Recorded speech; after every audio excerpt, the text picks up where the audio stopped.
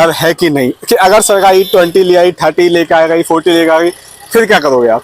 फिर क्या करेंगे सर, अब फिर साइकिल चलाएंगे सबके साथ ही। हेलो एवरीवन, आज हम आपके लिए लेके हैं सेम गाड़ी जो हमारे पास है, इग्निस। और इस गाड़ी के जो ओनर है वो आपको बताएंगे आज कि इस गाड़ी को लेने के बाद क्या उनको माइलेज मिल रहा है, क्योंकि वो उन्होंने हमें बताया कि वो फीडबैक देना चाहते थे बेसिकली हमें कि इस गाड़ी को लेके क्या वो खुश हैं कि नहीं, और उनको क्या क्या परेशानी झेलनी पड़ी है इस गाड़ी को लेके, और माइलेज दे रही है नहीं, ये सब कुछ चीजें थी जो वो बताना चाहते हैं इस गाड़ी के बारे में। तो अब हम बोलना चाहेंगे अंकित को, जिनकी ये गाड़ी है, और बताएंगे आपको कि इसका माइलेज और सब बेसिकली चीजें क्या मिल रही है। आइए अंकित जी, कैसे हैं सर आप? कैसे सर? फर्स्ट ऑफ ऑल हम आपको बोलेंगे थैंक यू कि आप हमारे कहने पे यहाँ तक आए अपनी गाड़ी के बारे में बताने। और जब हमें पता लगा था कि आपको ये गाड़ी, मतलब जब आपने मुझे बताया कि आपके पास में इग्निस है, तो सबसे पहले तो मुझे बहुत ज़्यादा खुशी हुई थी कि मतलब सेम गाड़ी हमारे पास में है। लेकिन फिर हम जानना चाह रहे थे कि आपने गाड़ी कब ली और क्या माइलेज है, हम धीमे धीमे इस वीडियो के अंदर देखेंगे। तो सबसे पहले मेरा क्वेश्चन यही होगा कि इस गाड़ी को आपने कब लिया था, कितना टाइम हो गया? ये मैंने 16 दिसंबर पे लिया था, अपने सिस्टर का बर्थडे था उस दिन, और अराउंड से 6 मंथ हो चुके हैं। ओके, तो 6 महीने के करीब इस गाड़ी को हो चुके हैं। गाड़ी को हो चुके हैं लिए हुए। तो ठीक है, 6 महीने आपको इस गाड़ी को हो चुका है, तो उस टाइम पे आपके पास में ऑप्शन तो बहुत होंगे पर मतलब ऑप्शन अगर मैं बात करूं तो मारुति में भी आप उसमें गए हो, नेक्सा में, मारुति में आपके पास में टाटा थी, Hyundai थी, क्योंकि उस टाइम पे i10 भी थी और काफी चीजें थी, ईयर एंड भी चल रहा था। हाँ। तो ऑप्शन भी बहुत सारे थे, डिस्काउंट को लेकर बहुत सारे, तो यही क्यों? बहुत अलग अलग डिस्काउंट थे और बहुत अच्छी अच्छी गाड़ियां थी। बलिनो थी, स्विफ्ट थी, जो उसके कॉम्पिटिटर्स हैं, इससे थोड़ी ऊपर सेगमेंट की कार है, अच्छी कार्स है। और क्या कहते हैं, बट वो मुझे फन टू ड्राइव नहीं लगती एज कम्पेयर टू दिस। ये थोड़ी ज़्यादा फन टू ड्राइव कार है। और क्या कहते हैं, और वो उनका बजट थोड़ा सा 1.5 लाख रुपए ज़्यादा महंगी गाड़ी है वो। ये 1.5 लाख रुपए उन गाड़ियों से सस्ती है। 1.5 लाख रुपए? हाँ, 1.5 लाख रुपए का डिफरेंस है। और सेम इंजन है, इंजन दोनों गाड़ी का सेम ही है। हाँ हाँ, वो तो। हाँ, पहले तो वो उसमें भी 4 सिलेंडर आता था, आपको पता होगा, स्विफ्ट में अब 3 सिलेंडर कर दिया है। हाँ हाँ। तो चारों गाड़ी सेम ही है, तीनों गाड़ी जो भी है सेम है। और जो मेरे को इसके अलावा जो इसका कंपटीशन था गाड़ी का, वो था टियागो से। टियागो भी बहुत अच्छी गाड़ी है, लेकिन बट मुझे ये पसंद ही आई क्योंकि इसका एक तो एवरेज अच्छा है, फन टू ड्राइव कार है, और इस सेगमेंट में तुम्हें ऑल्टो ही दे सकती है इतने प्राइस, जिस प्राइस में मैंने लिए ये। चलो वो हम करते हैं। सबसे पहले तो आपने, चलो ठीक है, आपने ऑप्शंस तो आपने मुझे बता दिया कि आपके पास टाटा थे, Hyundai थी, लेकिन आप इसमें गए क्योंकि 4 सिलेंडर, हो सकता है आपने टेस्ट ड्राइव तो इसकी ली होगी, तब आपको पता लगा कि मतलब 4 सिलेंडर इंजन है और भी चीजें, फिर आपने इसके बारे में जाना भी होगा। तो ऐसा मुझे एक बात बताइए कि मतलब गाड़ी और जब आपने ली होगी उस वक्त पे 5:15 के आसपास की थी, जब हमने भी चेक किया था रेट, उस टाइम पे 5:15 के आसपास की थी। तो आपको कितना मतलब ऑन रोड अगर मैं चलूँ तो 5.5 तक आराम से मिली थी उस वक्त पे भी ये, क्योंकि देखो पेट्रोल वेरिएंट आता है उससे भी इंग्लिश का, जैसे आपको पता ही होगा। और उस टाइम पे सीएनजी का कोई ऑप्शन, बाहर से सीएनजी लगवाना, जैसे कि हमने सीएनजी लगवाई है, तो उस पर हम आए दिन आपको बता ही रहे चीजों को। तो हम ये जानना चाह रहे हैं कि आपको कितना अच्छा डिस्काउंट मिला था इसके ऊपर कि आप बिल्कुल सोचे समझे इस गाड़ी पे मतलब चलेगा बढ़िया से? मुझे इसमें भर भर के डिस्काउंट मिले, बहुत सारे डिस्काउंट्स मिले मेरे को इसके अंदर। मुझे जो एक्स शोरूम ही 4,50,000 रुपए की मिली थी। ओके। जिसमें मैंने 20,000 रुपए का आरटीओ दिल्ली नंबर और 20,000 रुपए का इंश्योरेंस लिया, तो मुझे 4,90,000 रुपए की गाड़ी पड़ी, जो मुझे ऑन रोड पड़ी। ये बेस मॉडल सिग्मा है। ओके, ठीक है, और इसके ऊपर एक डेल्टा मॉडल भी आता है, पर मुझे वो इतना वैल्यू फॉर मनी नहीं लगा जितना वैल्यू फॉर मनी है, क्योंकि 4,90,000 में मेरे ख्याल से ऑल्टो ही आती होगी। ऑल्टो भी 4 लाख से 5 लाख से ऊपर की है, तो ऑल्टो से भी सस्ती गाड़ी है और ऑल्टो से बहुत बड़ी गाड़ी है और बहुत अच्छा इंजन है और अच्छा ग्राउंड क्लियरेंस। इसमें देखो, इसमें 1% कोई डाउट नहीं है कि इसके इंजन परफॉर्मेंस एक नंबर, और प्लस इसका अंदर स्पेस भी बहुत अच्छा है। और जब ये गाड़ी आई थी उस टाइम पे मतलब लोगों ने बहुत मतलब इसको मॉडल को लेके, तो इसके अंदर कंपनी ने चेंज किया था। ये आगे की आपको ग्रिल जो दिखाई देती है ना, ये कंपनी ने थोड़ा मॉडिफिकेशन किए थे उस वक्त पे कि थोड़ा मतलब और ताकि लोगों को अट्रैक्ट लगे हो। तो जिस इंसान के पास भी एक गाड़ी है, वो गाड़ी मतलब एक नंबर, मतलब उसको समझना। आज भी देखो इतना अच्छा फीडबैक दे पा रहा है, क्यों? जिसकी वजह से। और अब ये गाड़ी देखो, आपको पता है एक चीज कि ये गाड़ी डिसकंटिन्यू हो गई है। डिसकंटिन्यू हो गई, ठीक है, तो इसका दुख हमें भी है, वो हम आने वाली वीडियो में बात करेंगे क्यों डिसकंटिन्यू हुई और क्या चीज है। लेकिन डिसकंटिन्यू हुई तो आपको कैसा लगा उस वक्त, तो ये बताइए पहले। डिसकंटिन्यू हुई तो मतलब घर में रोए थे कि नहीं रोए थे इस बात को लेके? नहीं, मुझे तो और अच्छा लगा, क्योंकि मेरे पास कुछ रेयर चीज है जो अब किसी को नहीं मिल पाएगी। जो लास्ट कस्टमर थे कुछ, उसमें तो कुछ हम ही थे। उसके बाद डिसकंटिन्यू हो गई थी गाड़ी। और ऐसा नहीं है, कहीं कहीं कहीं जगह अभी अवेलेबल है, जम्मू कश्मीर या उत्तराखंड साइड में भी अवेलेबल है ये गाड़ियाँ। ओके, तो मतलब अगर किसी को गाड़ी लेनी हो वहां जाना पड़ेगा, फिर तो वहाँ वो का तो स्टॉक जो होता है बचा हुआ स्टॉक तो वहाँ वो मिल सकता है ना। पास और पर जो तुम्हें जो ऑफर है वो अब ऑफर नहीं मिलेंगे, जो ऑफर उस टाइम पे थे वो अब ऑफर नहीं मिलेंगे। अच्छा अच्छा, वही चीज है। देखो अब पार्ट्स में जो है, अब मारुति को तो आप जानते हो कि पार्ट्स का तो कोई लेने देना है नहीं। वो कोई भी अगर दिक्कत विक्कत छोटी मोटी आती है, वैसे डिसकंटिन्यू गाड़ी हो गई हो, लेकिन सब कुछ अवेलेबिलिटी मिलती है, कहीं से भी आप गाड़ी को चेक करवा सकते हो। बहुत अच्छा। 3 लाख गाड़ी बिकी है तो फिर पार्ट्स तो आराम से मिल जाएंगे। तो इस चीज में कोई दो राय नहीं। अब हम आते हैं कि इसको आपने इसको चलाया है, आपसे टोटल आपने कितना चला लिया, इसको कितने किलोमीटर चला लिया? मैंने 10,000 किलोमीटर चलने वाली है ये, इस महीने में भी कंप्लीट हो जाएगी 10,000 किलोमीटर। तो उसकी थर्ड सर्विस आने वाली है। थर्ड सर्विस आने वाली है इसकी, तो अभी तो मतलब फ्री सर्विस है सारी की सारी इसकी? अभी हाँ, तीसरी सर्विस तक इसकी फ्री सर्विस रहती है। हाँ। और थर्ड सर्विस पे इसका इंजन ऑयल चेंज होता है। फर्स्ट और सेकंड पे इंजन ऑयल चेंज नहीं होता, वो वॉश करके ही दे देते हैं गाड़ी को। तो आपको उस वक्त पे कोई चार्जेस या कुछ मतलब फ्री हुआ सब कुछ अब तक? हाँ, अभी कितनी फ्री सर्विस मिली आपको इसकी? 3 फ्री सर्विस मिली है, 3 फ्री सर्विस है और 1 लाख किलोमीटर की वो इंजन की वारंटी है और 3 ईयर 3 इयर्स की। 3 ईयर्स ओके, चलो ये चीज़ तो देखो हमें पता, आपने बता ही दिया हमें कि जो बेसिकली चीज़ें हैं कि कितने के लिए और क्या है। अब आपको ये जानना चाहते हैं कि ये कितना माइलेज दे रही है। आपने इतने चला लिया है, अपने पहाड़ों में भी चलाई होगी थोड़ी बहुत, हर जगह चलाई होगी। तो अगर मैं जैसे हमने भी अपनी वीडियो में बताया हुआ कि पेट्रोल पे कितने देते हैं, लेकिन अब ऑनर से हम जानना चाहेंगे कि कितना ऑनर दे सकती है ये इस टाइम पे जो एवरेज दे रही है, इसका एवरेज निकल के आता है अभी 16 से 17 का और हाईवे पे 22 से 23 का।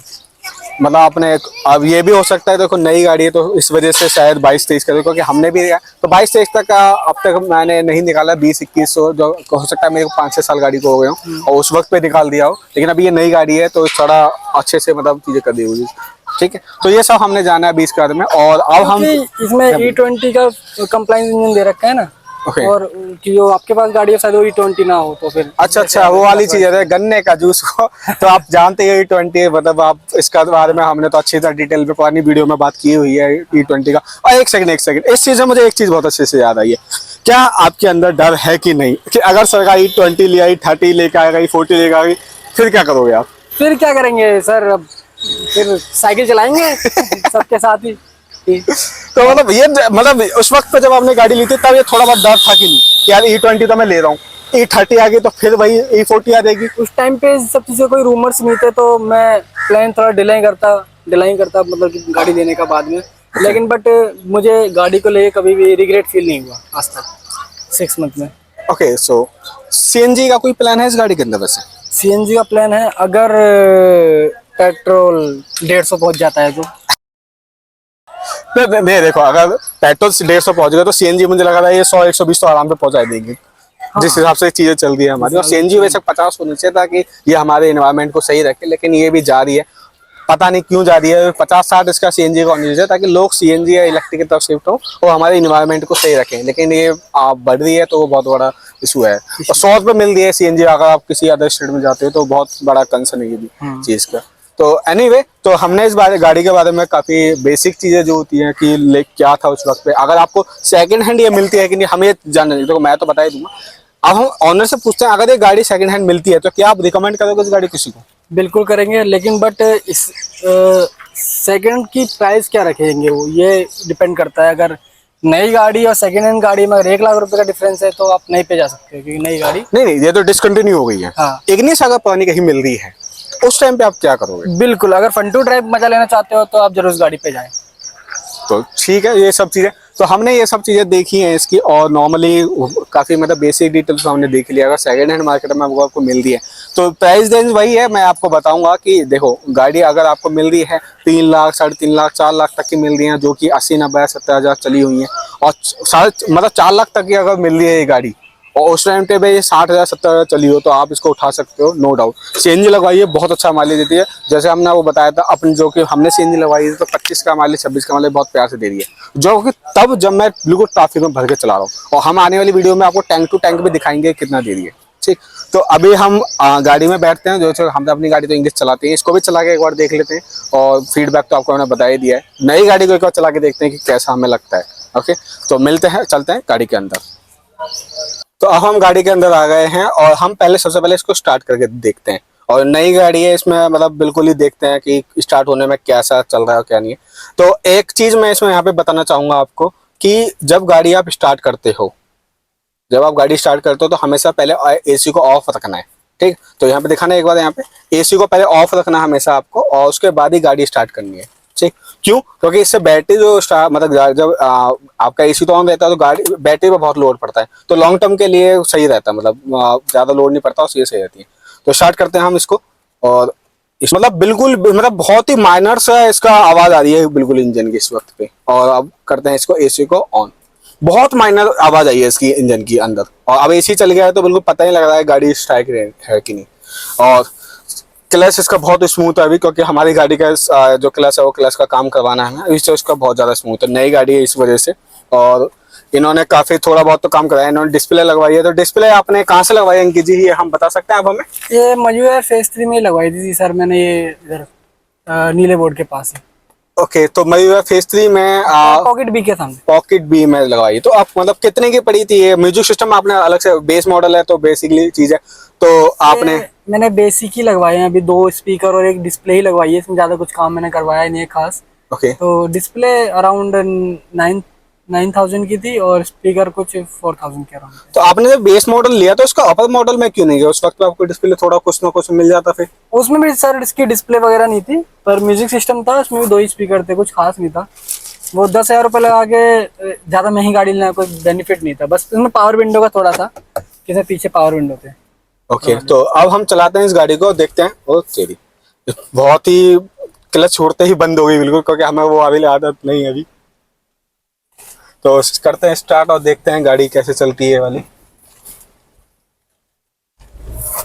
बिल्कुल नया वाला फील है बिल्कुल इस गाड़ी को, जब मतलब एक अलग सा फील आ रहा है। जब हमने नई गाड़ी ली थी तब हमने चलाई थी, सेम वही चीज है इसके अंदर।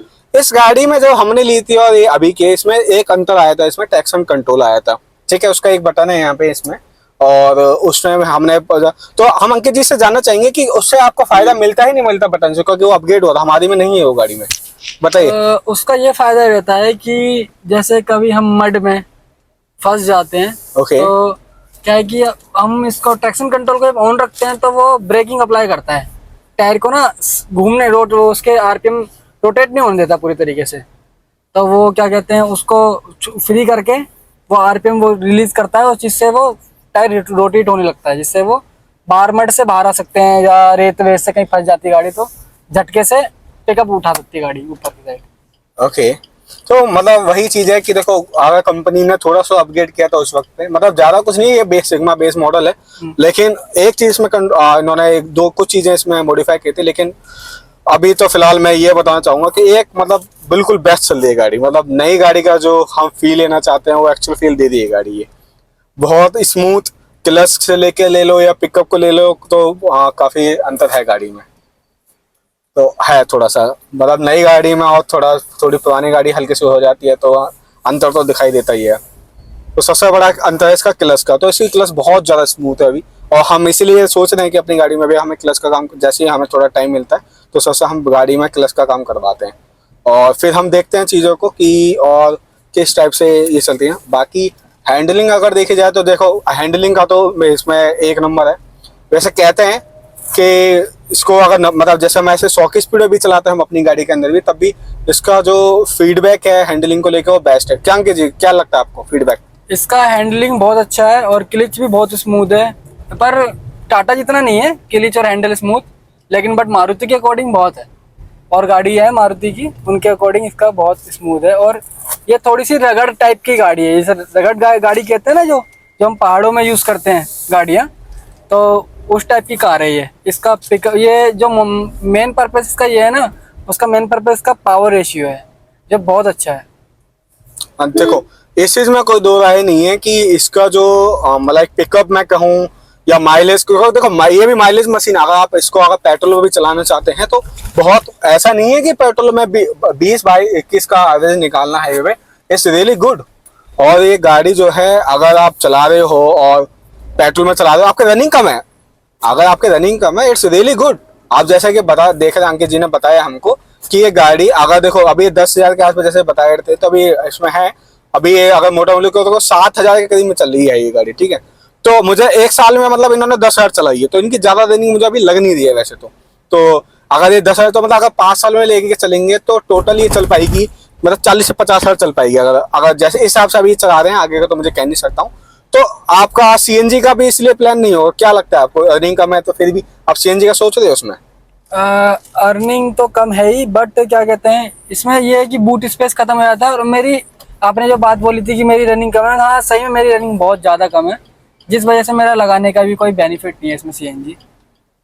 और जब पेट्रोल मैंने बताया कि आपको 150 क्रॉस तो कर ही देगी इंडिया के अंदर, इंडिया गवर्नमेंट है, तो क्या कहते हैं पेट्रोल के रेट तो बढ़ेंगे ही। और जब पेट्रोल के रेट ज़्यादा बढ़ जाएंगे तो फिर मे भी पॉसिबल कि इसमें ट्विन सिलेंडर के थॉट्स हैं मेरे लगाने के इसमें। ओके, तो ट्विन सिलेंडर तो वो तो चलो आगे की बात है। हमने भी अपनी गाड़ी में कोशिश किया था कि ट्विन सिलेंडर लग सकते हैं, पर हमें मिला नहीं था वो चीज ऑप्शन। एनीवे, तो ये सब चीजें देखो, अभी मैं गाड़ी को चला रहा हूँ तो बहुत ही स्मूथ। और आपको कुछ ऐसा तो लगा होगा, देखो कुछ देखो, अगर मैं मानता हूँ चलो ठीक है, गाड़ी एक मतलब एक घर का सदस्य होती है और अच्छी होगी तभी आपने लिए, लेकिन कुछ ना कुछ तो ऐसा लगा ही होगा आपको कि दिक्कत कुछ ना कुछ हल्की सी कुछ, तो आपको कुछ ना कुछ बुराई लगी अब तक इस गाड़ी के अंदर? जो भी आप फीडबैक देना चाहोगे हमारे कस्टमर्स को। इसमें मेरे को अभी तक एक भी बुराई नहीं लगी। थोड़ी सी बिल्ड क्वालिटी मुझे ऐसा लगता है कि मारुति को थोड़ी ठीक करनी चाहिए किसी किसी पैनल पे। यस, देखो ये चीज तो मैं भी इससे एग्री करता हूँ, सिर्फ बिल्ड क्वालिटी को लेकर ही है थोड़ा सा, बाकी तो और कोई लगता नहीं मुझे कुछ भी इस गाड़ी के अंदर।